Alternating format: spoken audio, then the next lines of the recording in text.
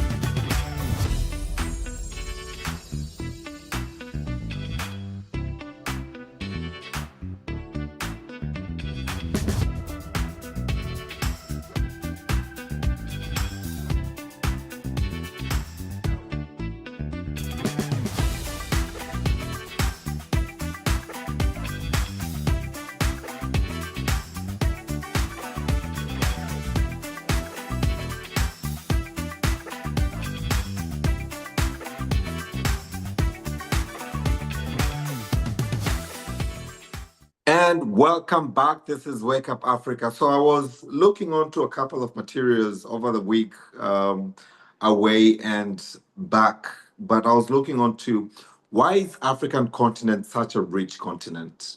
Why? Yes, God given the resources, we've been blessed by God. But what is it that God has given to us that makes this continent so rich? That, my dear viewer, we still continue to export raw materials. So I came across this fantastic report by the National Geographic that says Africa is super rich due to its position on Earth. So the Earth positioning, yeah, in the tropics and below and slightly above. The climate is good. Africa is the home to many resources, dense natural habitats, including forests. We are blessed with many forests. We'll speak about that shortly. Oceans. When you look at ocean as a water body, then that is where you're missing the gist of it. Ocean is the home for fishery, home for, blue economy, as Zanzibar is promoting blue economy, tourism. What does that mean? That through the ocean, through the weather, we are able to attract a lot of touristic activities in Africa, but also beautiful coastlines, deserts, desert safari. I did that outside Africa in the Middle East, but yes, we are also able to do desert safari here in Africa, but highlands and more. For centuries, these resources have allowed people to live in Africa without degrading the land or its ecosystem. Okay, we're not degrading the lands or the ecosystem because there's still so much we've not even tapped. If you look onto agriculture alone, for instance, which I'll talk about it in a little bit, we've not even touched agriculture in Africa yet. Africa's diamonds, talking about minerals, cobalt, and other natural resources, help to facilitate the production of technology and other modern conveniences. Historically, this is what we're discussing today as well. Colonial powers have leveraged Africa's people and resources for wealth without making significant investments in local opportunities. I will repeat this statement. Historically, colonial powers have leveraged Africa's people and resources for wealth. Okay, they've been taking wealth from Africa using our very own people without making significant investments in the local communities. The most they did was to create railways so that we're able to ship, be it agricultural produce or minerals, to the ports and that they got shipped to their countries. Okay? This is historically, and this is during the colonial era. My question to you now, watching Wake Up Africa, is we want to rewrite Africa's narrative. We are 60 years post-colonial era. We are 60 years post-colonial era, but we still do exactly what we did 60 years ago and before. What is not happening in Africa? In today's world, however, African countries are beginning to take hold of their own future and grow their own wealth through their own resources. This is key. Still, African countries face a number of challenges as governments and companies in Europe, North America, and Asia continue to vie for control and influence over Africa and its resources. I'll repeat that. Still, African countries face a number of challenges as governments and companies in Europe, North America, and Asia continue to vie for control and influence over Africa and its resources. And here I would really like to commend, powers, authorities, governments, heads of state that are able to say, we are over and done with you. Please go out. We shall proceed on our own. We shall proceed on our own. Recently, African countries are beginning to take hold of their own future and grow their own wealth through their own resources. We even have Africa Development Bank, our very own bank. We're not there, we're not in the likes of World Bank and IMF, but we have our own bank that could really boost Africa's development. And here, this article specifically says companies in Europe, North America, and Asia continue to vie for control and influence over Africa and its resources. Furthermore, the article says the resources themselves are vulnerable to environmental risks, and there continues to be exploitation of local workers and other human rights concerns. We still have countries, we still have large companies coming to Africa, and they still have, we still give them the upper hand in our natural resources. Probably we look at it as an obvious situation that we are still going to have those resources. But I must Wake Up Africa, as we rewrite our narratives, use this opportunity to remind respective authorities that they are getting depleted. Where are the holes that they dug gold from many years ago? Do they still have gold today? Will the gold still grow today? They would not grow. So this particular paragraph is what we're really focusing now on. How can Africa, it says recently African countries are beginning to take hold of their own future and grow their own wealth through their own resources. So my question is, are we ready as Africa to really rewrite our narrative and say, no, we want to process our own produce? And shortly I will go into agriculture, I'll go into minerals, I'll go into all these other natural endowments that we have as the continent, so that we are able to really see what are the benefits. And if there are benefits, why then shouldn't we focus on standing firm on developing our resources, processing our produce, so that more jobs are created and all the other benefits that I'll speak about. This is Wake Up Africa. Can Africa add value to its own produce so that we stand united, so that we develop our own land, we develop our own people through industries that will be developed to process, be it minerals, be it agricultural produce, you name it. Can Africa do this? Yes, we can. This is Wake Up Africa. Stay tuned. We will be back.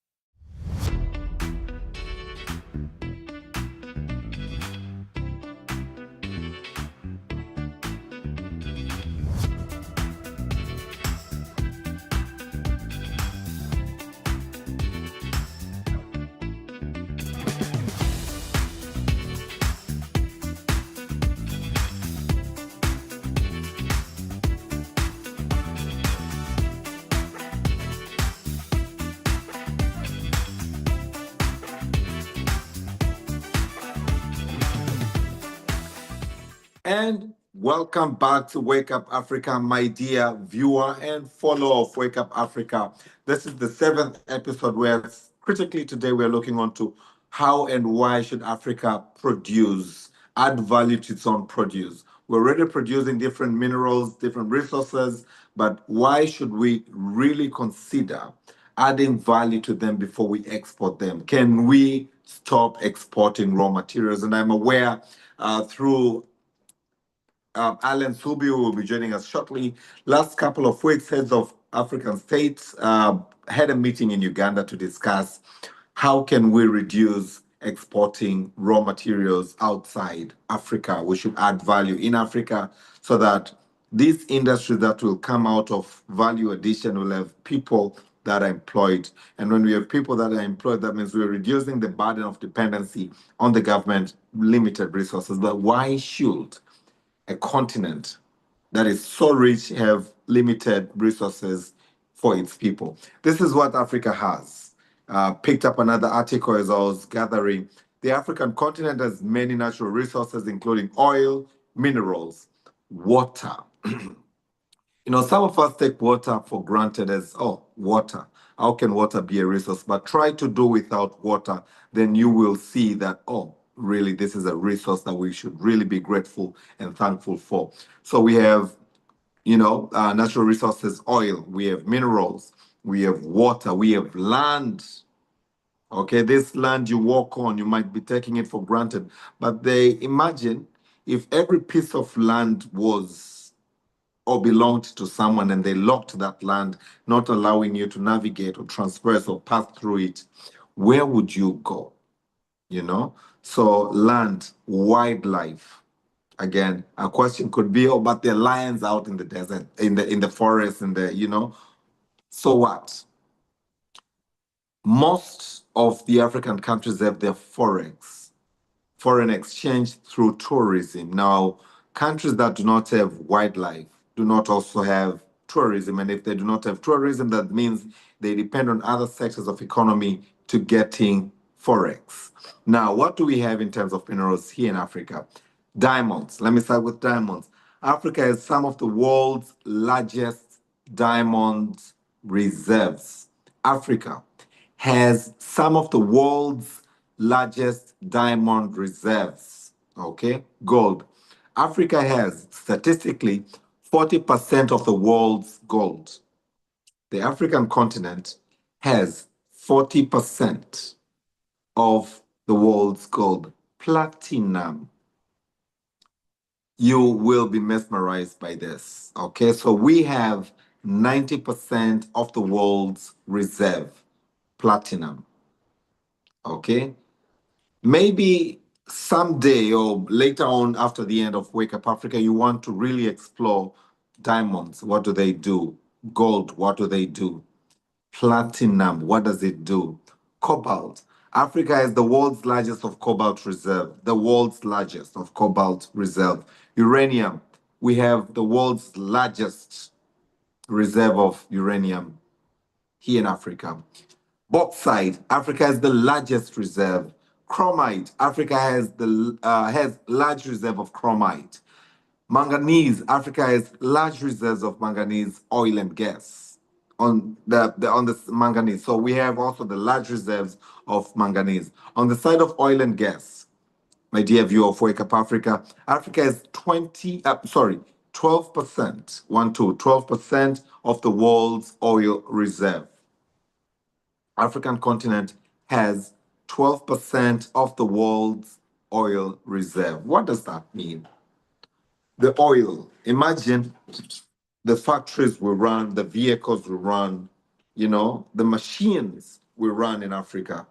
12% of the energy that fuels that machine, those vehicles, those industries, etc., the fuel, the oil, is available in Africa. In terms of natural gas, Africa is 8% of the world's natural gas reserves. Now, when I say world, I'm not comparing two continents. I'm comparing 7 continents plus, plus, plus. Okay, the entire world, in terms of natural gas, Africa is 8%. What does that mean? What does that mean? We have 8% of the world's natural gas reserves. That means if we're able to exploit natural gas very well, we're able to supply, name electricity, name cooking gas, name what. Nowadays, even here in my country, in Tanzania, We have gas usage on vehicles, on, you know, other than cooking, we have gas used on tricycles. We call them Bajaj, or they're called Bajaj, etc., etc. Gas. Okay. Nigeria, I hope Mr. Talks will be able to join us today, is a major oil exporter since 1965. Talks will tell us what type of oil are you exporting? Are you processing it or are you exporting it raw? Okay. So Nigeria, West Africa, is the major oil exporter since 1885. Land and water. Africa has 65% of the world's arable land. 65% of the world arable land. What is arable land? The land that is fit for agriculture, the land that is fit for cultivation. 65% is in Africa. What does that mean? If we put our arable land, and this is just arable land, leave away the desert where you can barely do any much on the desert. Of course, we can do palms, etc. But leave the desert. Arable land is where you can actually put a seed and it can grow and you can harvest and you can export, you can process, export, you can also eat. We have 65% of the world's arable land. The remaining 35 is now in other continents: South America, North America, Europe, Australia, etc., etc. 65% of the world's arable land is in Africa. How much of that have we tapped to really produce and grow our own food? I will remind you, my dear viewer, recently when we had the Russia-Ukraine war, we faced in Africa a tremor of wheat. Okay, now these are two countries, Russia and Ukraine, two countries. I do not like that. Probably find out later what is the percentage in terms of size to as far as Africa is concerned. How many countries fit to Russia and Ukraine? And say these two small countries, which I believe they're small compared to the entire African continent, are providing the entire continent with wheat, which has more than 65% of the world's arable land. I'm passionate in agriculture. I can speak agriculture the entire day. But 65% of the world's arable land is here in Africa. Fresh water. I spoke briefly about fresh water. Good morning, Africa. Now, what is water and what is fresh water and what is the difference? When you have an ocean, that is salty water. Okay, and there are countries that the salinity of their water is so high that even animals or birds or fish, nothing can really exist in that. Now Africa has 10% of world's internal renewable fresh water resources. I'll repeat that. Africa has 10% of the world's internal renewable fresh water resource. This, my dear listener of Wake Up Africa, is not anything we should take for granted. This is a gold mine. Other resources that we have, I will speak about shortly, include the forest and woodlands. And one of the quotations I gave, I think, during last week on Wake Up Africa was um, a chief is like a forest. Anyone who goes to the chief goes out with something. A chief is like a forest. Anyone who goes to the chief go goes out with something. It's like when you go to the forest, there's something that you'll come out with. If you can't come with anything in your hand, at least you've had the fresh air, you've had the shade over you, etc., etc. So a chief, we spoke about leadership last week. So we have in Africa forests, woodlands, timber. I spoke about blue economy, fisheries, you know, and through water again, both fresh water and oceans, etc., non-fresh water. You know, there's a lot of activities that happen in the fisheries sector, etc. We also have fishing in the fresh water. Now, Africa, this is the question for today. The natural resources that we have are often exploited by foreign nations which can lead to poverty and conflicts. There's one person who once told me, Austin, look through all the wars that are happening in Africa. Most of them, if not all of them, most of them happen in rich African soils. Why? So the instability that is created, I repeat, created in quote unquote, created, is because they want the focus and attention to be in those instability. If you look onto the Western media, the focus of Africa is war, poverty, etc., and not showing the other side of the coin. So they disrupt the peace. This is what it says here. Exploited by foreign nations, which can lead now to poverty and conflict. They disrupt the peace and security in the country so that they can continue to exploit the natural resources. So these are some of the produce that I said I should mention them during Wake Up Africa and see in their percentage, in their volumes that we have as the African continent. Diamonds, largest diamonds reserves, platinum, gold 40%, platinum 90%, cobalt, uranium. These are world's largest reserves of cobalt and uranium, bauxite, chromite, manganese. These are, large reserves of these minerals, but 12% of the world oil reserve is in Africa, where Nigeria exports is the major export of oil since 1965. When it comes to land and water, 65%, my dear viewer of Wake Up Africa, 65% of world's arable land. And you may take this for granted. I'm grateful for the little exposure that I've had. I visited farms in Europe, major, huge farms. You would drive miles. It's just farm, farm, farm, farm, farm. And I'm like, wow, can Africa do this? With all the 65% of the world's arable land, what is the maximum farm that we have in Africa? This is for me and you to ponder on. Fresh water, 10%. Fresh water, 10%. But also we have forests, woodlands, timber, as well as fisheries. Africa, my call for you today is, can we process these?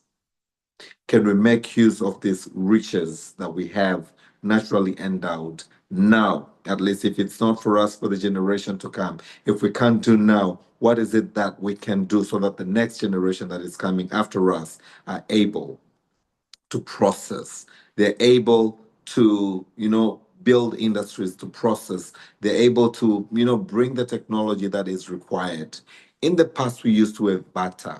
Why, for once, can we do barter in exchange for technology? We give them the minerals, but we exchange technologies and skills if we do not have the financial resources. Technologies and skill, bring them to Africa and start learning and processing so that eventually we may actually be able now to pass it on to the next generation. Yesterday, on one of my meetings I had yesterday, we were discussing coffee. As I said, we'll be hosting a big conference on coffee on the 21st and 22nd here in Tanzania for Africa.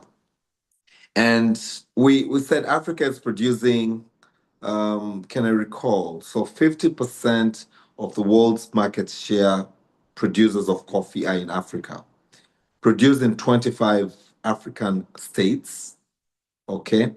Yet of the 60 billion annual revenue that comes out of coffee, 60 billion, the share that comes back to Africa is only two, if not three or two, but not more than $5 billion. So Africa is 50% share of the coffee production. Of that 50% share of coffee production, so we produce coffee. 50% of coffee that is produced globally comes from Africa in 25 African states. But this market or this industry produces or attracts 60 billion market. Out of the $60 billion, Africa only gets $2 billion. It's interesting that I would also give this statistic. South Africa, which is in Africa, which is Africa's largest consumer of coffee, imports coffee, not from Africa. not from the continent, but imports coffee from other continents, from other countries in the world. Agriculture, my dear viewer of Wake Up Africa. Africa, the second largest continent, is bounded by the Mediterranean Sea, the Red Sea, the Indian Ocean, and the Atlantic Ocean. Yes, it is divided in half almost equally by the equator. Chup. Okay, climatic zones lying on either side, and as it said, it's half equatorial, so we experience different zones. So climatic zones lie on either side of this line, as it were a mirror, with tropical wet climates closer to the equator and more arid as you move away from the equator. What does this mean? We have countries in Africa that constantly have rainfalls. Okay, although this is not the call that I'm making today, that we depend on rain-fed agriculture because we can do better. Again, investing in irrigation, etc. But yes, on top of all that, we also have sufficient rainfalls that can enable Africa to produce food that can feed the continent and the world for years and decades, etc., etc., etc. So we have climate as one of the significant influences on Africa's agriculture, which is now, if you look onto Africa, is our main economic activity. Okay. Tanzania, statistically, I think between 65 and 85 of our economy is agricultural. How big, how small that is, still we depend so much on agriculture. Other than that, other than agriculture, we look onto the forestry industry. And in the forest, again, there's so much. As I said, a forest, a chief is like a forest. So much can come out of the forest, other than the woods. Okay? You chop tree, you plant a tree. Eh? You chop one, you plant two or three, so that the next generation can also find the trees and enjoy the abundance that comes out of that.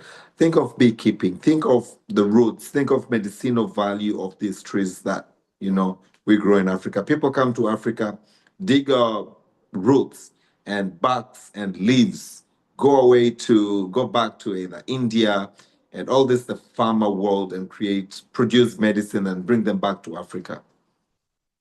Africa. Forests. So the forest management of trees and other vegetation in the forest is important economic activity in Africa. Forests cover around 21% of Africa's land. And globally, Africa is the continent with the third largest area dedicated to forests. I will repeat that. Forests cover around 21% of Africa's land. Remember, we have the arable land. Other than the arable land, we also have 21% of land in Africa that is covered only, 21% that is covered only by forest. In the world, we are the third largest area, we're the third largest continent that is dedicated to land onto forest. This is massive. We're looking on to countries like Gabon, the Democratic Republic of Congo, and home, Tanzania, home for Wake Up Africa as well. Countries like Cameroon, timber is exported to Europe and China, and forest accounts for anywhere from 4% to 6% of the GDP of Cameroon. Okay? Again, they transport timber to Europe and China, about 4% to 6% of its GDP. Gabon is the top producer of processed wood. Kudos, Gabon. Proud of you. We'll find a correspondent from Gabon to tell us how have they been able to process the wood and export. Is the top producer of processed wood in Africa, and the government is increasing production efforts with the goal to becoming the top producer of wood in the world. Kudos, Gabon. There are lessons that we need to learn from you. So the forest sector, on the other hand, has many challenges, however, including illegal logging. African nations lose an estimate $17 billion in revenue each year from illegal logging. $17 billion. Those who just go chop the trees and sell them illegally or make firewood or all that logging. And much of the wood is smuggled to China. China, we need to talk. Okay, so much of the wood is smuggled to China. Another challenge is deforestation due to agricultural expansion. Okay, but I remember, yes, it says roughly 10% of Ghana's tree were cleared for cocoa farming between 2001 and 2014. 10% of Ghana's forest reserves were cleared due to agricultural expansion, okay, of cocoa between 2001 and 2014. One major issue limiting the protection of forests is lack of government safeguards, with only 24% of Africa's forests having sufficient management plans. Sufficient management plans. Now, looking onto all the resources that we have as the continent, all the resources that we have as the continent, we still struggle to have countries in Africa that export raw materials. We have jobs that are not secured. I was looking onto a documentary recently on I think it was another Discovery Channel. You know, the gold line, how minerals are just taken and sold outside Africa. It's crazy. You know, flights come, pick up the like the produce and take off. Wake up, Africa. What then can be done or should be done so that the resources that we have as the continent remain in Africa, at least are processed in Africa, not remain, we could still export, but remain in Africa, process them in Africa before we export them, reduce the bulkiness, which again, when we go onto the negotiation tables, we look onto the bulky, stuff other than we have processed. So this is the material that you need. As clean as the diamond is, it's already cut, fine cutting, good to go. And now we sit on the table, look onto what is the world price.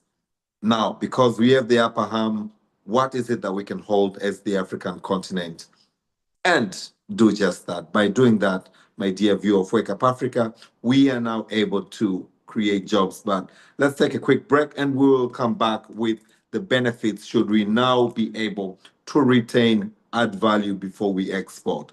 This is Wake Up Africa. Good morning, Alan Subi. I've seen you come in. Shortly after this break, I will have you give us your contribution with all the resources that we have in Africa, you know, all these fantastic resources, natural and profound resources that we have as a continent, we still export raw. What should be done that we do not export raw? And what are the benefits should we process them in Africa on our very own land?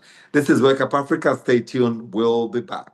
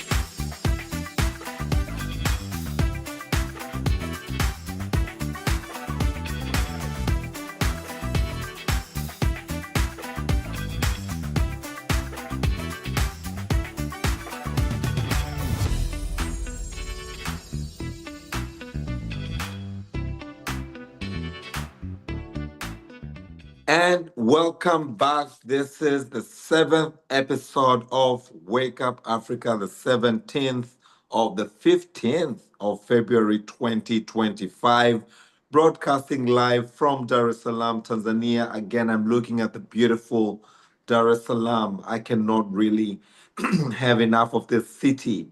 I'm looking onto right across, right in front of me is the Indian Ocean. Beautiful, beautiful. Scenery that you want to have. The sun is coming high, the sun is kissing the African continent. And I have with me Alan Subi, all the way from Uganda, Kampala, Uganda. Alan Subi, good morning and welcome to Wake Up Africa. Morning, Austin. Congratulations on the 7th episode. We share these compliments together, Alan Subi. You have been a great success to the show. So we are looking today as onto how and why. Why, Alan Subi, can we not process our own produce? I spoke earlier on the fact that Africa has the world's largest diamond reserves. We have 40% of the world gold reserves.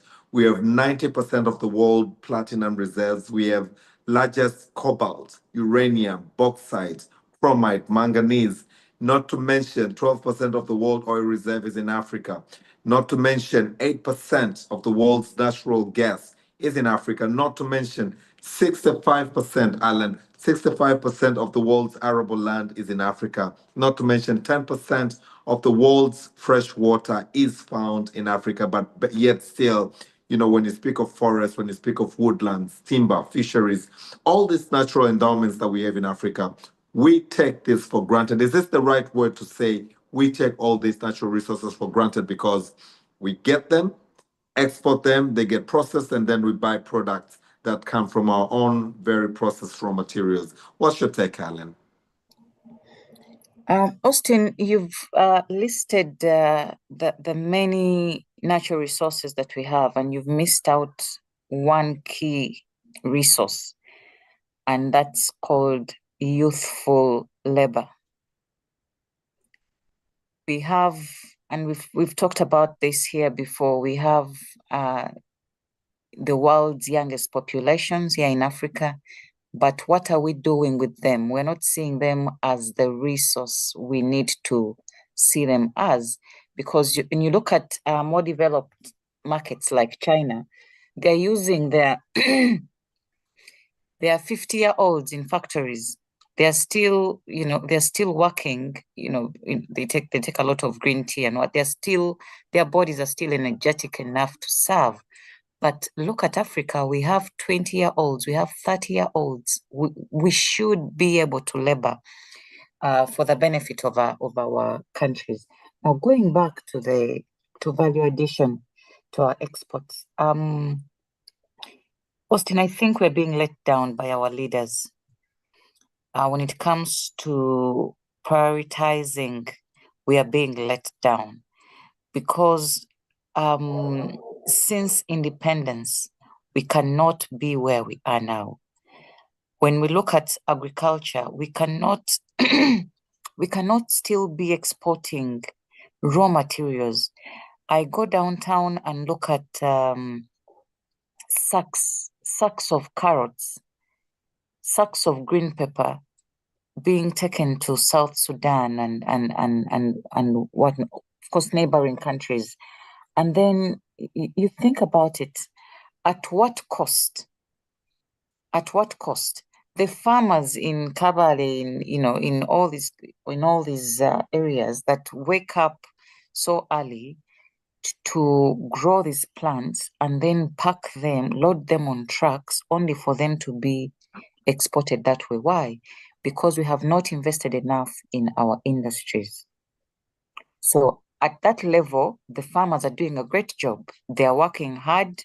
They have embraced mechanization onto their farms, but all they can produce is that raw material. Now, what we do with the raw material is where we are failing as Africa. We are not investing enough in our factories. I can tell you, many years from independence in Uganda, we can still count the number of agro-processing industries with our fingers and maybe toes. They are very few. And then you're looking at how many people we are employing in those factories as opposed to the numbers of unemployment, and it still doesn't make sense, because it's evident that the more factories we are able to open, the more Ugandans we are able to employ. But when you're even looking at those factories, they are not, I know that 50%, more than 50% of them are not owned by Ugandans. So we are still having foreigners coming in to invest, and we are clapping because they are offering employment and other sorts of infrastructure, which is a good thing, but we're not opening the doors to more of them. The environment for investment is not conducive enough for more to come and for them to invest immensely in our market and provide more employment and put more of our raw materials to good use. Austin, I'm always trying to look at things with an optimistic view. So I'm going to shift your focus to our coffee industry. Right now, with the knowledge that Brazil coffee is having a hiccup right now, the government has invested immensely in coffee value addition by putting up the Africa Coffee Park in Tungamo. It's okay, I can't share images here, but it's a huge project. It's a huge project that's promising to add, first of all, to have a one-stop center for coffee sales, so that farmers from the east that has a lot of good coffee, from the east, from the north, from the west, from central region, coming to sell coffee and get cash for their product. Okay, and at competitive prices. And then this factory has the state-of-the-art machinery to process the coffee. And they're going to be having not just coffee beverages, and they're also looking at coffee beauty products. You know, there are about 15 brands of coffee that are going to be coming out of the factory. So that's ongoing. The factories should be up and running sometime mid this year. I think they have about 3-4 months to go. And so many stakeholders have visited the factory to check it out because of the bad publicity that it has had. Ugandans are wondering why in Tungamo there's not so much information that had been put out for Ugandans to consume, and the farmers had been worried. But now I think information is being shared, and people are open to visiting, and they're seeing what great work the government is doing in Tungamo. Now, my prayer is that more regions get these state-of-the-art factories, and for more industries, not just coffee, but if we could do this for tea, if we could do this for I've talked about carrots, I've talked about pineapples. We have some of the sweetest pineapples. What more can we do? And that's still in the East, Kayunga, Mukono, ginger. What more can we do with these fresh products? It's a good thing that we're enjoying them in our homes, but what value can we add so that the world enjoys them as well, outside of the Ugandan boundaries? Yeah. Alan, now that you have spoken about the pertinent issue, and apologies, Wake Up Africa, to have missed the most important resource. You know, you can speak of all these natural resources, but if we do not have the human resource, then of what use? Alan has reminded us, and I'm totally grateful always, Alan, that, you know, I forgot to mention one of the most important resources is the youthful labor. And statistically, Alan, as you brought this up, according to the most democratic data, Africa has the youngest population in the world, with over 60% of its population under the age of 25, meaning that it's a Can you significant imagine? majority of. Sorry, Alan? I was just saying, can you imagine? We are a rich continent when it comes to human resources. Absolutely, 60% under the age of 65. Now, Alan, I am still with you on the topic for the day, but now that you've also mentioned coffee, I was giving some quick facts later, and I literally noticed that my information was incorrect, so I'll make it correct now. We are hosting on the 21st and 22nd of February here in Dar es Salaam, Tanzania, another Heads of State Coffee Summit. And basically, the theme for this summit is unlocking employment opportunities for the youth through regeneration of the African coffee industry. Okay, this is happening here in Dar es Salaam on the 21st and 22nd. And what the quick synopsis says: Africa is the home to Arabic and Robusta coffee with diverse and unique flavors. and has over 53% of its natural population involved in coffee farming. However, structural constraint, blah, blah, blah, blah. I don't want to agree with this. The summit will bring together heads of state, ministers, coffee authorities, and I've also seen Uganda is participating because of the same issues that you've been raising, and other institutions in the private sector from G25 coffee producing countries to discuss and implement strategies for transforming the coffee sector. But the essence of this meeting is literally to discuss that we should not be exporting coffee. Now, Alan, now that you've mentioned coffee, although this is not discussion for the day, but we're looking on to why do we export raw materials, but specifically using coffee as an example, I want to also mention some quick facts. So in the world, the coffee production is 168 million bags.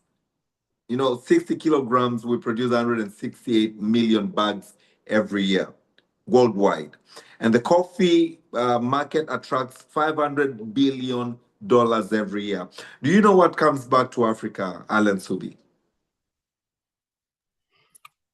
We receive back Nescafe that we buy at 10 times the price that we sold our coffee beans for. So while the world enjoys, other countries enjoy, or the coffee industry attracts $500 billion of revenue every year, only $2.5 billion comes back to Africa. Jesus Christ. Okay? Only 2.5 of the world's revenue in coffee comes back to Africa. Comes back home. And out of the 60 kilogram bags, 168 million bags of 60 kilograms that are produced globally every year, Africa produces 12.3 million bags. Okay? But yet still, we only attract 2.5 billion of revenue in the $500 billion industry. I did also mention earlier on, who is the largest consumer of coffee in Africa? By any chance? South Africa. And do you think South Africa buys coffee from Africa? Well, Alan, what is your take? What shall we do? What shall we do, Alan? What shall we do? How can we? And you did mention, I think 2 weeks ago, 3 weeks ago, that the heads of state met in Uganda to discuss this topic that we're discussing today, that we should really not be exporting raw materials. I'm not sure if you have the deliberations for the meeting or if there are any resolutions signed or declarations, but what should we do as the continent now for the future generation? Actually, during that meeting with heads of state, the Africa, it's called actually the Inspire Africa Coffee Park. The idea was introduced, and many heads of state stamped on it. They loved the idea, and it's our hope that they're going to do the same in their different respective countries. So this is the idea. If we can do such a huge park for coffee, can we do the same for other products? Instead of fighting for gold in Congo, can there be gold processing factories? Yeah, we can open the doors and invite investors if we are low on capital. But can we see these things manifest here in Africa, as opposed to first of all fighting in disagreement over our resources? Then we want to ring fence. We want to have control and do nothing about them for years. Can we be more strategic? And when you mention a summit coming up, I think that's a good place to start. I think every year we're having summits, we're having these conversations, we're having leaders coming together to talk about these things. Now, what happens after the conversations is what we need to hold them accountable for. There are these resolutions that were pen down, what are we doing about them? Who should we ask? These are the action points.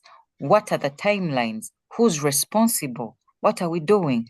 Because it also doesn't benefit us if we are having these conversations every quarter, and people are having teas and samosas and then going away, and there's no follow through. So we need to appreciate the fact that these conversations are ongoing, but we also need to take it a step higher by following up on the conversations and resolutions that are made during these dialogues. So that's a good place to start. I wonder if our road networks, if our infrastructure is ready for us to be adding value to our natural resources. We don't have enough factories. Our road network is bad. From the time the raw materials leave the markets, the farms, to the time it hits the markets, then the factories, how much time are we losing? So many of these raw materials are fresh, they are perishable goods. When you look at our tomatoes, very good tomatoes, I know that Kenya has good tomatoes as well, but the road network, some of our roads are in such a sorry state that you find trucks with raw materials stuck for 3 days because it's been raining. We are praying for the sun to come so that the roads dry and the trucks can move. It's sad. It's sad, Austin. So those are things that our leaders need to be talking about: how to improve road networks, how to improve other infrastructure structures, how to improve the education system, because much as I'm telling you we have human resource, are they trained? Are they ready to work? How is their knowledge on these things you're talking about? Or are they learning mathematics, English, and social studies at that level, and can't use them for handiwork? Yeah. How are the vocational institutions positioned to help us industrialize? Are they in on the value addition conversation, or are we locking them outside the door? We are only talking to heads of state. We need to bring these people in because they have the knowledge, and then how do we equip them to have more students come on board, or all our good brains leaving the country after senior six to go get educated elsewhere, So there's need to look at this with an all-round perspective. The summit happening in Tanzania needs to accommodate more than heads of state, more than members of parliament. We need to get down to the bottom of the pyramid and invite submissions from all these people if we're going to change the way things are right now, Austin.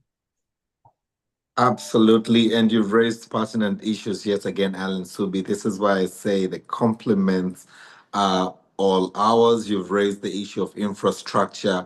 You've raised the issue of the education system. How does it prepare people, especially the young people, to embrace this? But I also wish to bring to your attention and probably to pick your brains, Alan Subi, on the issues of the regional blocs. The countries have ratified Africa Continental Free Trade Agreements, whereby now we've opened the borders to transport. But again, if I recall well, and I think I was at Munyonyo in Uganda, the statistics said I think hardly 15% of exports have again crossed our borders. What could be the challenge? Could be infrastructure, could be what. But what's your take on financing, Alan? What's your take on financing? I had a lengthy debate yesterday when I was, when we were briefing about the upcoming coffee summit, that the government should give resources to the private sector. But isn't this that high time that the private sector should also think of? For me, my argument was, why shouldn't companies, go to Africa Development Bank, for instance, and get loans so that they can, sort of like expand, grow, increase more production, or increase more anything that they need for their industries. What is your take on the existence of the regional blocks, but also the financing of you know, the entire value chain, the process towards ensuring that we produce and process in Africa. Austin, what the regional blocks are helping us with, that's very important, is the provision of ready market. At least I know that when it comes to building solutions, we have factories here in Uganda, factories like Thembo, like Uganda Bati, like Roofings, that are able to export and have ready market for their steel building solutions because of the regional blocks. And because when you look at what they produce on a daily, we don't have enough market here in Uganda. They wouldn't be thriving had there been no ease of trade outside of the country. So I want to applaud the blocks on that front. When it comes to financing, and this is another area where the government should be helping to make friends for our private sector, so that make friends for us, and strategic friends, and also make the investment environment good for the investors. Things to do with tax holidays and provision of free land for investment. And I think our government is doing a good job here. We are having industrial parks that the government is giving out to entrepreneurs to set up factories. We have one in Namamve, we have Chengeda, we have there are many. And for starters, I think that's a good thing. Now, when it comes to availability of finances, we still have financial institutions that are focused on this agenda, value addition. We have entities like Abi Finance that lends to other financial institutions that are lending to farmers and to SMEs. I think work is being done. It may be the pace that I am concerned about, because, like I said, we have been independent more than 60 years now. I think these are achievements we should have registered maybe 20 years ago, but we are registering them now. So how can we fast track? How can we have more Abi finances on to the market? How can we have more banks lending, particularly to entrepreneurs, to people that run factories, however small, lending to SMEs? How can we have more of this? That's the question, Austin. Otherwise, we are well on the right path. Absolutely. And as you were talking, Alan Subi, I couldn't help but, continue to ponder on the great ideas that you're bringing. That probably the most the government should do, other than, creating enabling environment for private sector to thrive, is really now provide guarantee to the private sector to be able to access more financial resources. But again, I'll give a feedback after this meeting, because Africa Development Bank is invited to the coffee summit, and delighted that part of the question that I will ask, as I will be moderating the session, will then be to how on the areas of financing. But thank you so much. So we have Alan Subin. You've reminded us the youthful labor, the youthful population, Africa being the continent with the most youthful population. What can we do? And this will be my final question before you tell us what's happening in Uganda. What should the government in Africa do to ensure that this is our wealth? We have this as the wealth, and this is the wealth that can now transform all these ideas, of exporting raw. What should we do? How can we ensure that their skills are capacitated to be able to work in Africa, remain in Africa, study in Africa, work in Africa? I'm repeating that because this is what we are discussing today. Process our produce, and from there onwards, be able now to take the upper hand in the market share. Austin, it goes back to the education system. We need to be empowered to feed into the real needs of Africa. The other day I was watching a video. I think it was AI generated, but it was still fun. It drove the point home. Chinese Chinese children in kindergarten were at a construction site laying bricks, and then they were considering they were they were they were comparing it to the kindergarten students in Africa, and they had the teacher saying, "Jump, jump, jump," just singing. And while I appreciate the fact that children need to be left to play because they learn through play, it was giving us an idea of China getting their resources ready at such an early age. They know that we are an industrialized state, so we want to feed you with that wisdom from 3 years. As in, why delay? They probably have time to play as well, but they they mean business.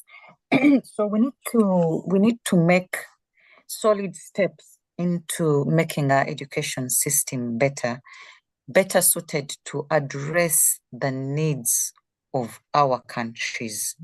So maybe 30 years ago, our needs were improving our output in agriculture.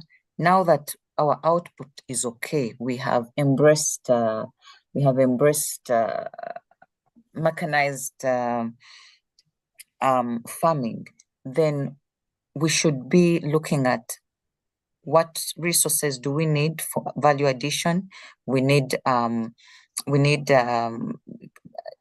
people studying STEM related subjects, so we should put a lot of energy into that: technology, science, mathematics, economics, so that at the end of the day, our resources are not going out of the country because they're better suited there, but they have ready jobs here because we have factories they can work with. We can entice them with good offers to keep them. So Austin, I'm giving you a task since you're going to be hosting this summit. These are conversations you need to to be having with the leaders. How ready are we? History is good.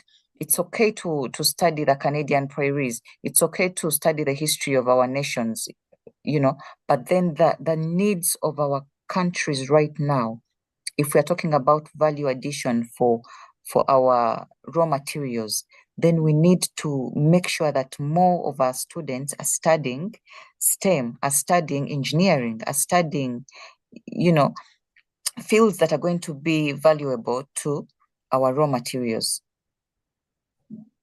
Absolutely, and I totally agree with you. I think there's one gentleman I believe is from South Africa, Alan Supi, who once said the future is there for those who prepare for it. Mm, Okay, we I have all agree. these natural resources, Alan Subi. I did mention of the gold, cobalt, platinum, etc. But do you actually know that we do not have a single university or a technical college in Africa that teaches mining, for instance, that Yeah. teaches all these fantastic things? Yesterday, I was debating again as we were planning for the summit that we do not even have universities here in Africa that produce farm managers. Okay. So as you look onto STEM and all that, I think it's high time that African continent looks onto Africa in its totality, seeing what are the potentials we have as the continent and truly invest heavily on that. Now, Alan Sobi, thank you so much once again. And you did mention at the very end, and you've given me that assignment, and I will certainly give you a feedback. And I think you've just given me the topic for the next episode, the eighth episode, which will be how can we reduce now the labor movement from outside Africa? How Nice. can we reduce now the labor movement from outside Africa? This will be the topic for the eighth episode. But for now, Alan Sobi, tell us, beautiful Uganda, what is happening there? Valentine's Day was yesterday. Tell me about it. I saw you in red. Happy Yeah, it's Valentine's, always Alan Subi. nice Happy to Valentine's, Africa. Thank you, Austin. It's always nice to take a break from all the things that could be worrying us, but to look on the bright side of life. So Valentine's is one of those days where, we take a break from politics, we take a break from value addition to our raw materials, because it can be a frustrating subject if we see we're not making headway. But then we just embrace love and receive it. And I know that there are many heartbreaks. Social media is going to make fun of that, but I'm glad that we painted the whole city red, and people are receiving flowers in our workspaces. We celebrated on our social media platforms. We celebrated. So we took a break from the realities of life and embraced love. That's what happened in Uganda yesterday. And I must attest, I miss the night economy in Uganda. So please Very rich. send that invitation as soon as possible. I need to Very come to rich. Uganda Yeah. soon. You need to. We'll be happy to have you, Austin. I look so much forward. I'll wait for that invite. Alan Subi, tell us your parting remark. Wake Up Africa on this phenomenal topic we're looking on to reducing or stopping exporting raw materials. What would your final take be? Austin, I want us to draw attention to the issues of ESG when it comes to um, taking our raw materials or our exports. Um, Countries that are receiving our exports are so concerned right now about our corporate governance. They're so concerned about our relationship with the environment. Are we safeguarding? And those are things that need to be concerning us, even as we make the steps towards adding value to our raw materials. Are we employing the right people, and are we being inclusive? Are we cutting down trees just to add value, or are we planting 10 trees for one that we cut? Are we incorporating such? And that's still another conversation that needs to happen during the summit, because I am aware that there are countries that are big on the ESG agenda that will either downgrade the price of our exports, or they will even block them if we do not put some of these structures in place. So we need to be mindful of our ESG agenda, even as we look at um, making our exports rich. We need to be sustainable, because Austin, much as we are not heavily industrialized, so we do not give off carbon emissions, we are affected by them. We are affected from emissions from China and US and more industrialized states. But so that needs to be our concern. We need to be concerned about that. And I really love the fact that more and more brands in Africa are becoming aware. So it should be a conversation that we should continuously be having. How do we plant more trees? How do we avoid polythene bags? How do we safeguard the environment under which we play? How do we recycle more? So as a take home for me, that's it. Because even where I work with my clients, those are conversations that we have. We are incorporating in all our communication campaigns. So let's further them. Let's further them to other industries as well. Thank you, Austin. Absolutely. And thank you very much, Alan Subi. I am so going to come to Uganda and have one on one conversation. There's still a lot to do. And I know you, me, and the rest of the team, fantastic team that I have, are going to rewrite Africa's um, narratives. And I'm truly grateful always for your contribution, Alan Subi. And Agree. thank you always for making time Saturday morning. I know it's a struggle, but I've got you. Thank you very much. And you have a fantastic weekend. Let's talk next week on Thank you, how we Austin. can reduce labor movement from outside Africa. We are being kicked out. It's a shame, isn't it? Very much so, very much so. But Let's I'm looking discuss forward to that having next that week conversation. Yeah. and continue to have a fantastic Valentine weekend, Alan Subi. Thank you, Austin. Thank Bye. you. Thank you so much. Bye. Wake Up Africa. I had Alan Subi from Kampala, Uganda, pouring her heart as always onto Wake Up Africa and gave us a very big reminder.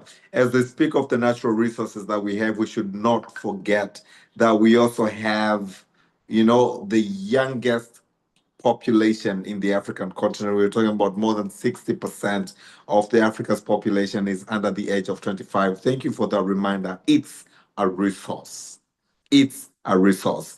We will be back in a few seconds. Stay tuned. This is Wake Up Africa. And when I come back, I have Elliot all the way from Burundi and Aminata all the way from Arusha, Tanzania, to also pour their heart and mind onto the topic we're discussing today.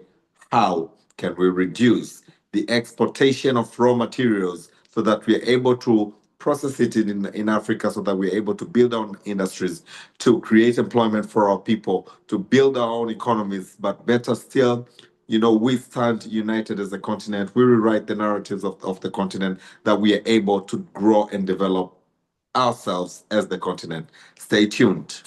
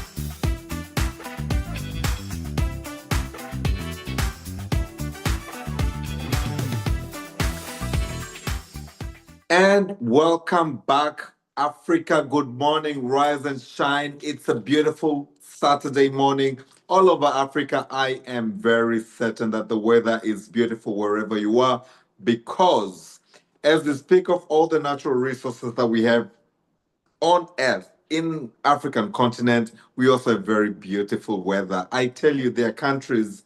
I was talking to my friends in the UK recently, and they're talking about negative degrees, which I'm not sure if we've ever struck them here in Africa. So the weather is beautiful from where I am in Dar es Salaam, Tanzania.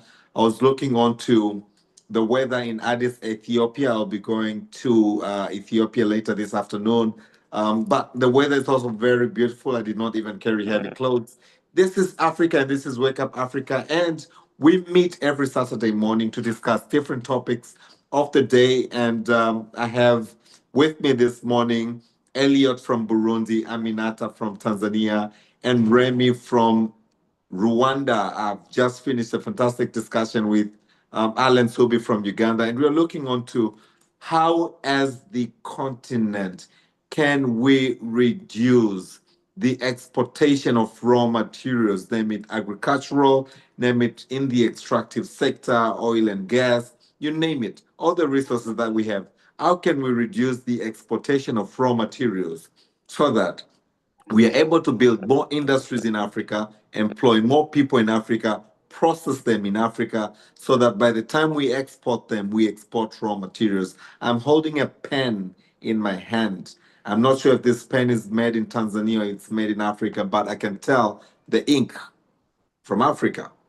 Probably this, everything else that makes this pen from Africa, but is this pen made in Africa? Elliot, good morning, all the way from Burundi. Good morning, Wake Up Africa. Good morning, Austin. Good morning, partners. How are you? Very fine, thank you. On behalf of Africa, I can see you shining bright. I'm sure the weather is fantastic up in Burundi. Yeah, today is sunny. Yeah, today is sunny. And we have a good weather. Yesterday was 28. Now I think it's between 29, 30. When I'm planning to visit Burundi this May, what will the weather be like? Is it going to be rainy? Is it going to be as bright and beautiful as is it now? Yes, it will be bright. Beautiful. Bright. Elliot, Yeah, we are looking onto the African continent. You and me are up this Saturday morning. We should have been on bed enjoying still the Valentine's. Elliot, I believe you did. And you still are going to enjoy the weekend Valentine. But we want to rewrite Africa's narrative. And on rewriting the narrative today, we're looking onto how can the African continent leverage on its natural resources to build internal capacity of the continent so that we do not export raw materials. What is your take? All the way from Burundi, Elliot Karibu. Thank you. Thank you. But first, what I would mention is, are we ready? Are we ready to do that? But first, I think all start by a vision. We know that Africa has many potential, but today we don't talk only that we have potential. The community, the young generation need jobs. We have to create jobs, and we know that we have many resources, natural resources in our countries. So the first thing is where we are today, where we want to go, what we need to achieve our goals as continent. We have the African Union Vision 2063. It gives us the road to show what we have to do, what we have, each country have to set things up in his country. First is each country try to identify what is the main product can be put on the market to be on the competition. We have many doors. Today we have the AFC FTA. We have COMESA. We have many doors where is the common market. We have the EU space. We have the USA space. But are we as a continent ready to export? So what I can say as one of the private sector, we need skills. We need education for our young generation. Education is the first thing. Education in specific fields, agriculture, mining, energy. When we talk about exportation, we have to know that we need certification. We have to know what is the management, because it's not only to say coffee products, tea products, minerals, but we need expertise. Are we search for institution, university? Are we implement skill education institution for our young generation? For example, when it's time to explore an area. We call for experts, but those experts come to evaluate, come to explore our material. We have many young people who study in law in good university here in Africa. But what we need is what is the add value we need to specialization, international law in mining, in energy, so that today we can sit on the same table and discuss about how to draft our contract, how to evaluate our capacity, our mineral for exploitation. So in few, I think we have to implement those firms, institutions in our country. If we say for agriculture, for example,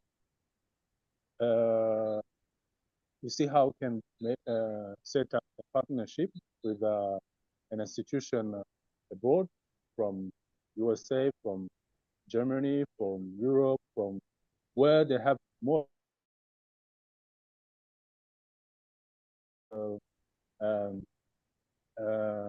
country who have is very developed in energy. We can say we have some schools in Aberdeen. We know that they have an experience when we are talking about e-mobility, when we talk about buses, when we talk about zero net, when we talk about clean energy. We have more examples. So we can't say only we have potential, but we need strategic infrastructure in order to implement in our country. So what we can, as my advice, the public-private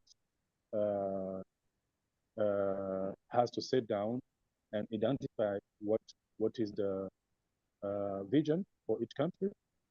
For example, in Burundi, we have 24, 27, 26, sorry, 24, 2020, 2040 Burundi emergent, 2060 Burundi developed. So according to the vision of 2063, we have to see if we are aligned or about to we are aligned about to setting a good vision, because we know that there are some principles we have to look for. For example, today, as we are navigate a rapidly shifting global landscape, we must revisit the foundation principle of sustainability for the three interconnected cycle of people, planet, and profit. Three principles are not only a moral imperative, but also a compelling business strategy, taking care of climate and natural drive, innovations, enhance resilience, and create economic opportunities. Yeah, that's what I can mention for this time. Over to you, Austin. Thank you. Elliot, thank you so much. That is a very powerful contribution. Totally, very powerful contribution, Elliot. It's really rewriting Africa's narrative. You spoke about the key issues on, skills education for the young people, and you've mentioned the areas of energy. You've mentioned mining. You've mentioned agriculture. You've mentioned the need to have expertise to actually be able to embrace the market. But I'm happy that you've concluded by emphasizing how innovation is still very, very key. Let me also pick the brain from my brother Remy, all the way from Rwanda. Remy, good morning, and it's good to have you this morning.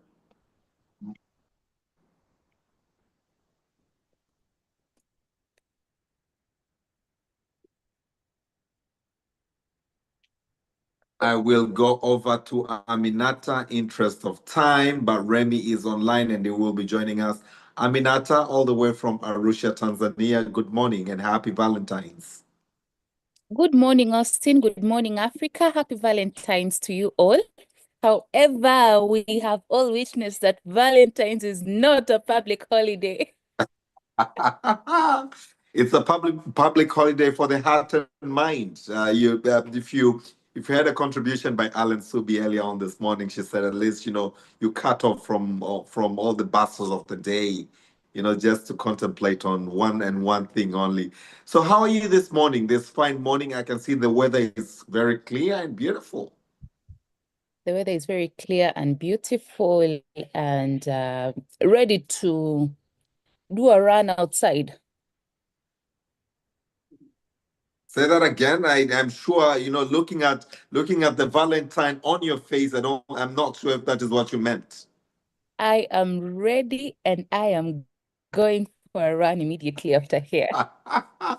This is Wake Up Africa, and Aminata, tell us, we do a lot of exportation of raw materials, and as we export the raw materials, we miss the gist of it.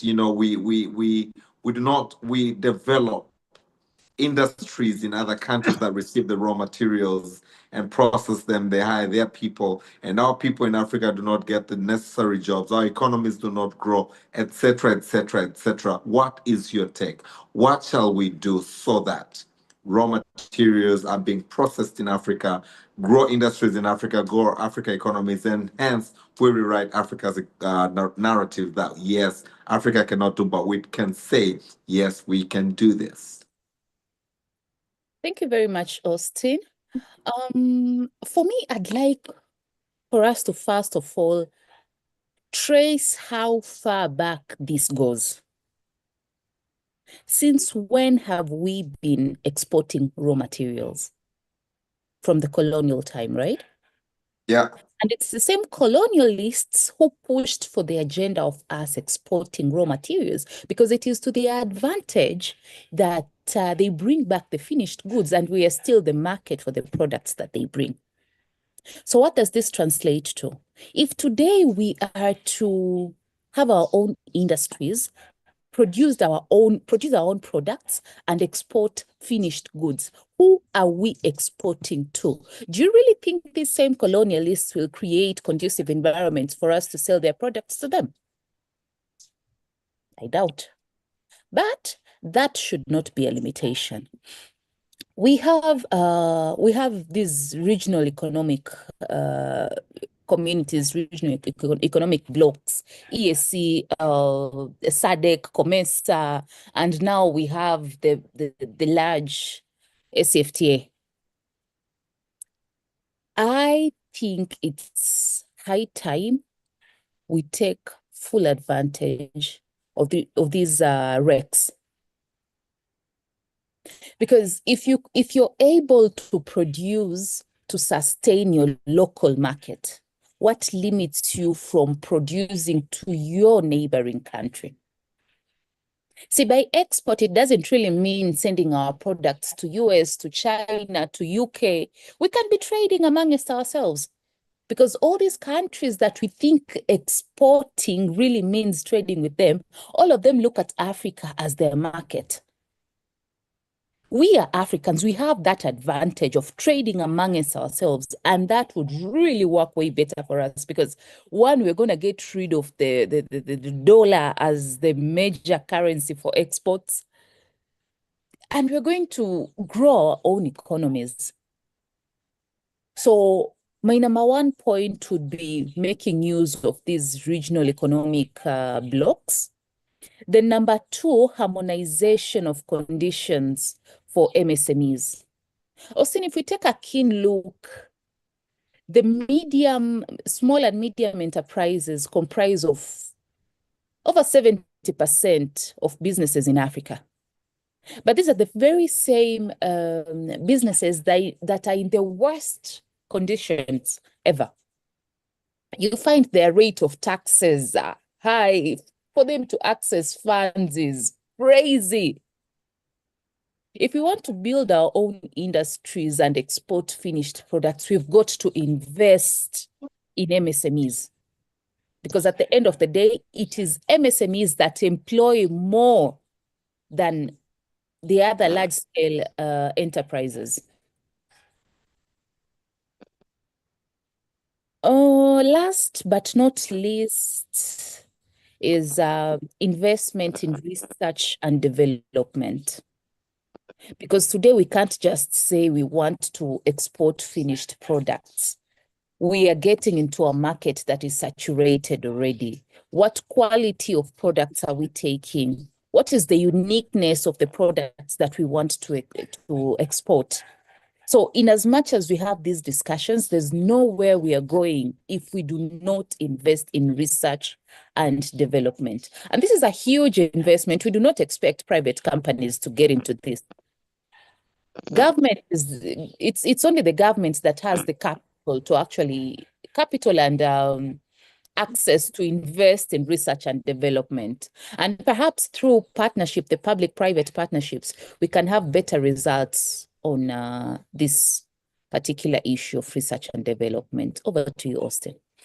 Absolutely, I can't agree with you more, Aminata, when you brought the issue of the limitation that we create on our very own, but the presence of the regional blocs, trade amongst ourselves. I want to surprise you with some facts, quick facts, Aminata. Do you literally know America as the continent and Mexico, the two countries, trade more amongst themselves than the entire African continent amongst ourselves? Wow. I won't be surprised either. These two countries trade more amongst themselves. The volume of trade that they have in monetary terms is probably 50 times what intra-Africa does. When I come back to you after hearing from Remy, I want you to tell me now the enabling environment. You've spoken of the conditions, you've spoken of research and development. What then are some of the pragmatic approaches that we could use towards ensuring that we increase intra-African trade? But for now, Remy, allow me to again check if you are settled. Good morning, Remy. This is Wake Up Africa. Morning, Austin. I'm so sorry, my mic and cam. I don't know what is happening today, but it can't stop me from giving my takes. It will not stop you neither from changing Africa's narrative, because this is what we are here for. So how was, before we begin or before we pick your brain, how was your Valentine's yesterday? Are you still at your folks or you've gone back to the city? Uh, I will not say the same because yesterday was a busy day for me. It was a full on at work. I had many things to catch up on. I was on a leave of few days, so I can't say I had a Valentine yesterday. Maybe I'll I tell postpone you. it next week. All right, I totally concur with you. I had a series of meetings as early as 9 o'clock. I was on my first meeting. 7 o'clock, I was doing my final meeting. And by the time I was home, I was exhausted. But again, we want to rewrite Africa's narrative and we hold all our emotions onto ourselves. I was telling my wife yesterday, for us, Valentine is every day. Come on. What is it that you want special this day? But and I know it costed me yesterday. It costed me. But Remy, tell me, how can we make sure that this generation and the next generation produce and process raw materials, and by doing that we grow our own economies rather than exporting raw materials outside Africa? All right. Thank you, Austin. I think I will, based on the point from my colleague Elliot that he brought in earlier about energy, because if we talk about production and manufacturing, it all comes to energy. And most of our African countries, even the developed ones, the ones which we know they have at least grown their economies, like South Africa, for instance, they still suffer for the problem of energy. Producing enough energy for the whole country, first of all, it's an issue. And all along, if you add on manufacturing demands, it becomes an issue. If you have your plan to build industries that are going to be manufacturing things, they require a lot of energy. And if you don't have enough energy to sustain even your economy and the people, I don't know if it's going to sustain the industries to manufacture. So to that problem, I think our nations should really focus on improving their energy sources. And it's not that we can't, because we have everything. on our disposal. We have countries that has oil. We have countries that have a lot of rivers that can produce electricity, and we have other source of energy other than that. In Rwanda, we have methane, and we are trying to also to produce energy from that.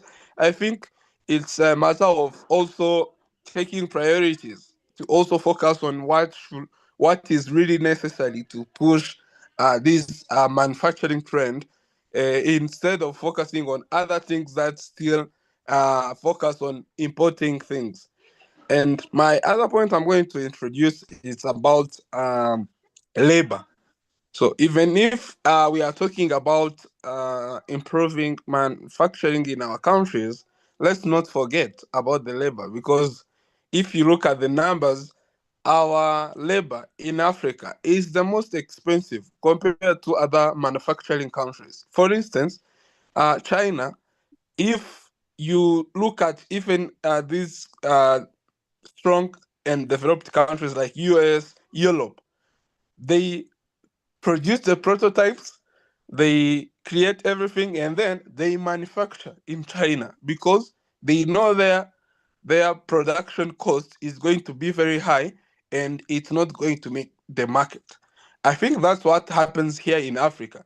Even you grow your bell peppers at your backyard, or you grow rice in the swamp somewhere in Africa, but when you are going to take it to the market, you find it's very expensive to consume that locally. You end up exporting your rice or your bell peppers or your tomatoes, and then you buy the tomatoes that were grown somewhere else.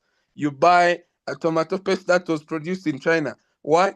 Because it was produced in a way that is very expensive. And I think that is still also an issue. I don't know, maybe few of my colleagues and you, the panel, is going to put your inputs on that. But if even if we try and produce things, but they are still expensive compared to the things that are imported, definitely we are not solving the equation.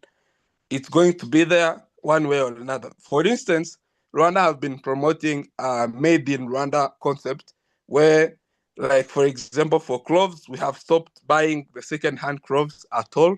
The ones that get in are smuggled.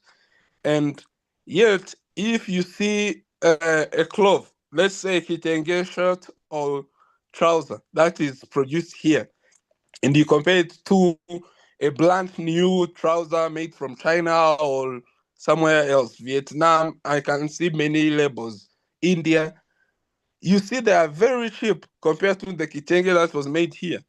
So if it's that case, one way or another, we end up buying those cheaper clothes from which are imported more than we buy the made in Rwanda products. And I will not talk about the compromise of the quality, because in Africa we produce the quality things because we use the raw materials firsthand. There is nothing else we add. So my point here will be the countries and businesses as well should also focus on making sure that they lower the cost of production. For instance, by investing in machinery, buying well developed and brand new and top technology equipment, so that at least we catch up with other countries and we produce things which are affordable for the markets that we have. Because the only markets that can afford our things are the luxury markets, the developed countries market, where they want quality more than quantity. But in Africa, most of the countries, they want the quantity because we want to sustain our populations, and most of the time the compromise is on the quality. They don't want the quality, they want the quantity. But yet we can't meet both now. We can't meet the production, the quantity, but also the quality we can't, because it's very expensive. Over to you, Austin. Absolutely.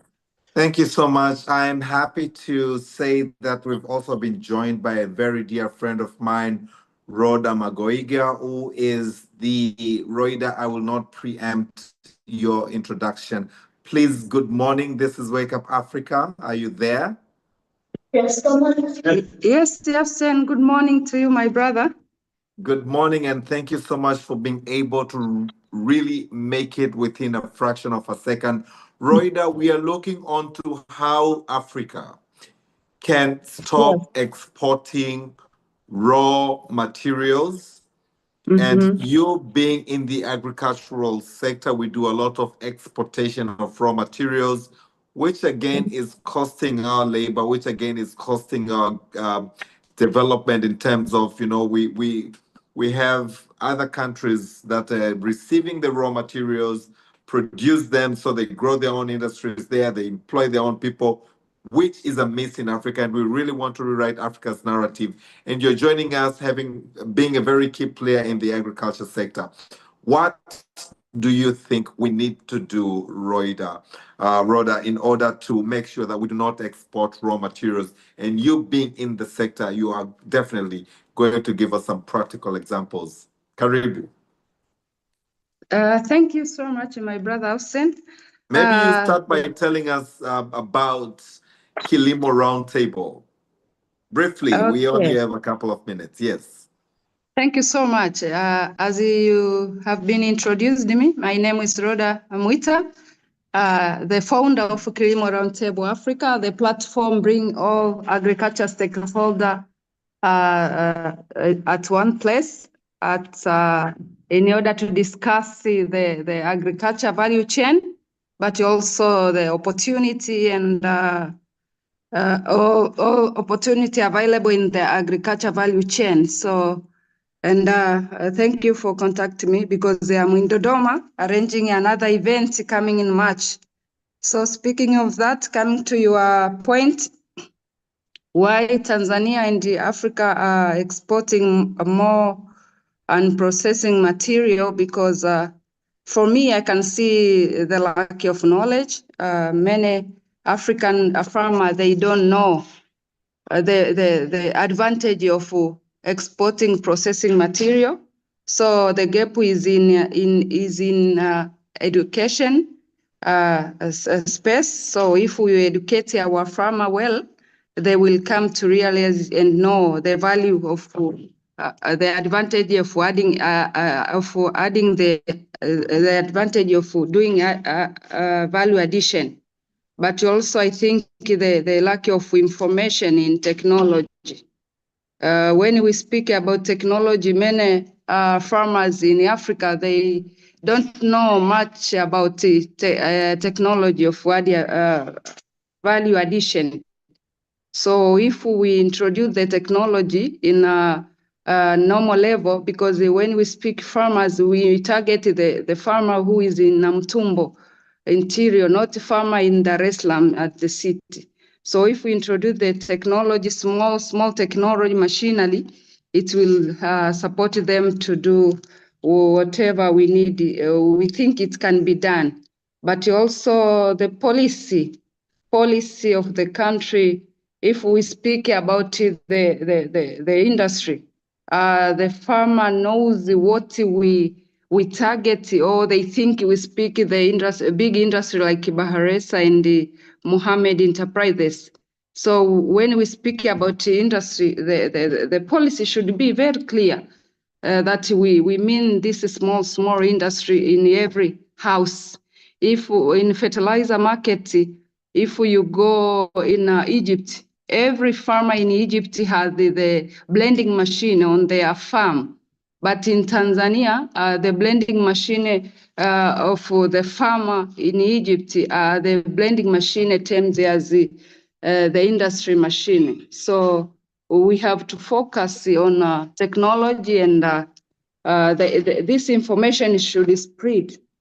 But also what I can see, also high traffic in a high tariff in the country we are importing. I think they are putting high tariff purposely in order for them to get raw material. So we should also be aware of this high traffic in country which are buying our raw materials. Speaking of that, I think we have to arrange more platform. I think the dialogue of today, it should be done within the country as the Kilimo Roundtable does. So it should be done every African country a platform to give this education to our local farm. So I think we can progress if we mobilize more platform and discussion like this. Thank you, Austin. Absolutely. Thank you, Rhoda, as well. That is you've raised key issues, and I will now have Elliot, are you still with us? Remy, Aminata, and yourself to now just give us your parting remark. What should Africa do? What should Africa do as your parting remarks? To start with you, Elliot.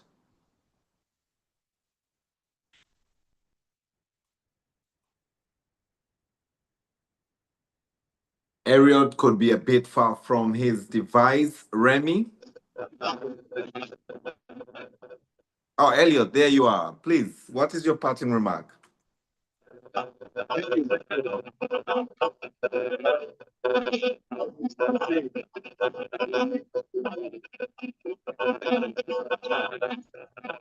Elliot, there's a challenge with your reception.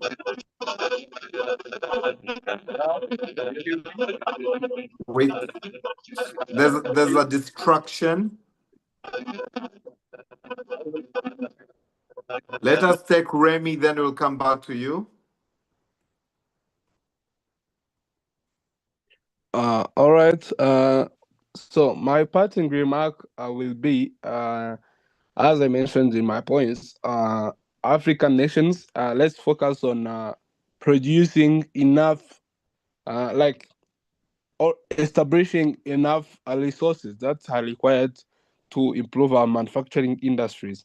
For instance, we focus on energy, and we make sure that we have enough energy that can sustain our economies, but also facilitate the manufacturing processes. The second will be our nations and our private sector as well to invest in a more well-equipped technology equipments that can meet the demand of the today's production processes, and also reduce the cost of production. And finally, it will be around the mindset, thinking that the good quality or the things that we should buy should be coming from outside. So if you are going to buy anything manufactured and you see something that was produced in Uganda or in Burundi while you are here in Rwanda or Tanzania, and you think that it's not good quality, that is like a wrong mindset. If we want to change and rewrite African narrative, we must also think of our brothers and sisters around us as the main supporter of that idea. And if we consume or buy the items that were produced by fellow Africans, we are making their process also easier, and we are growing together. And as we have been talking about, if we work as a team, as a family, as one nation, we are going to go way beyond what we can imagine. Thank you. Thank you very much, Remy, for such empowering closing remarks. And one greatest thing I picked up from you is a change of mindset. Unless we change our own mindsets, we are never going to accept our own products as good quality. Thank you very much, Remy, all the way from Rwanda. Rhoda Mwita, as we come to the close of this session, what key things do you think we should do to promote intra-Africa trade?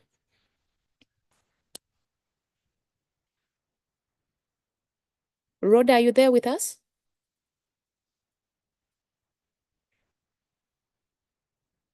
Elliot, are you there?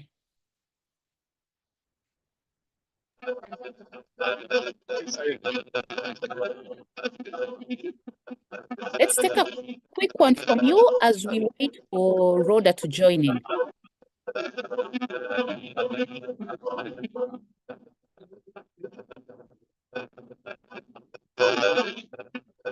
Elliot, there's something challenging with your sound.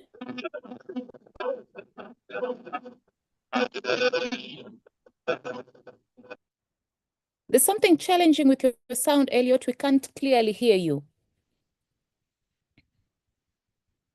With that said and done, as we wait for Rhoda to join in and give us her last remarks, allow me to share a few things that I think we should be embracing so as to promote intra-Africa trade.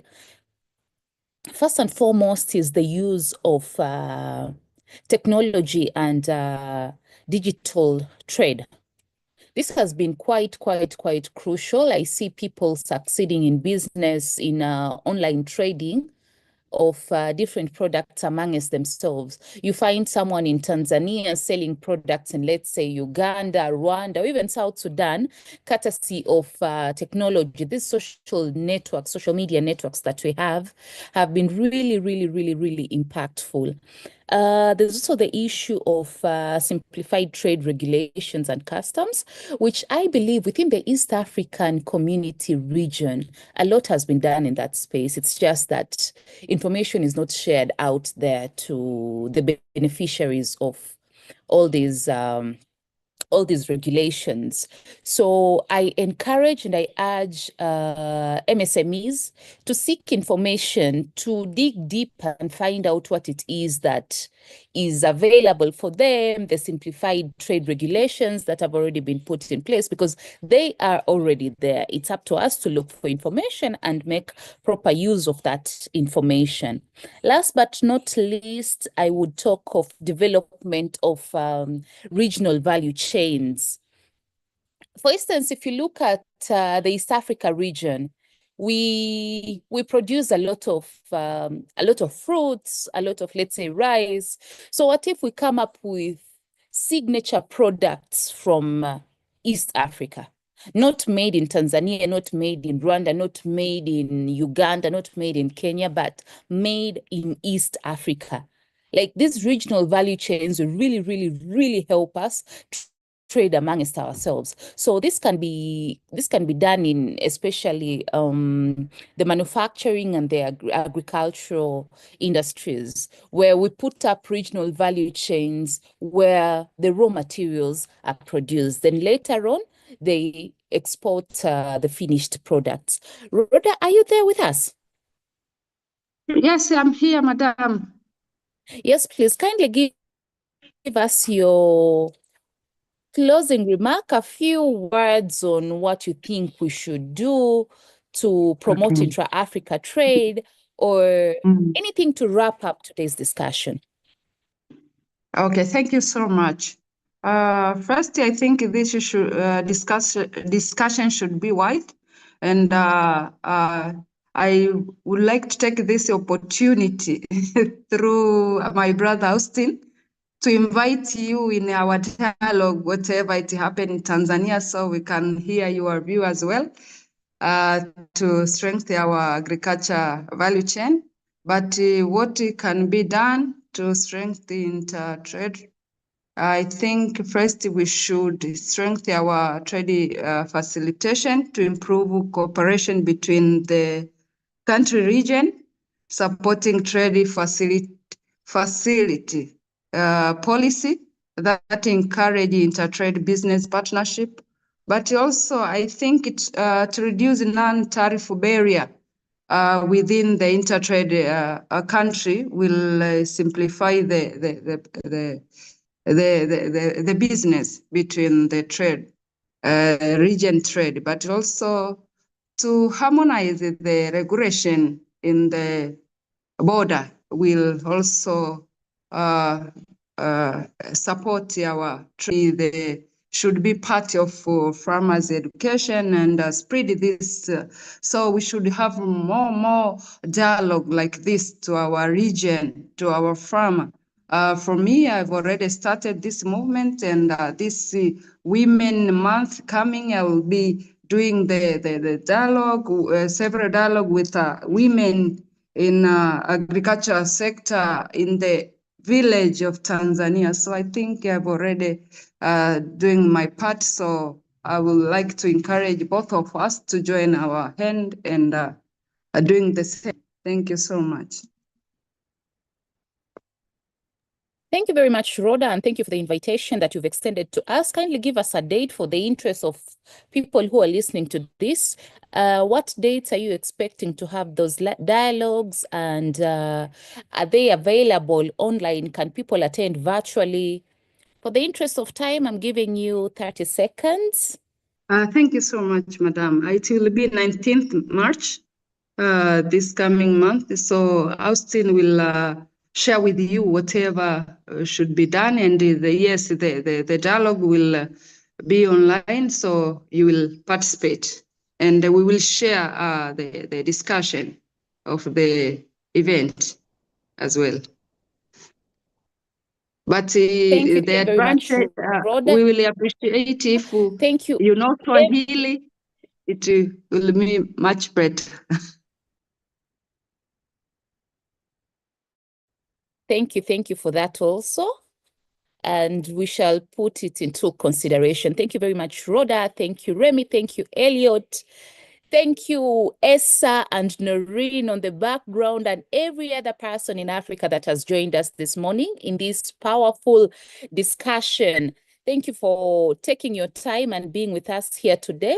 And allow me to welcome you to our next session, which will be the next Saturday from 7 a.m. to 9 a.m. And the topic next week will be how can we reduce labor movement from outside Africa so we can grow the African economy?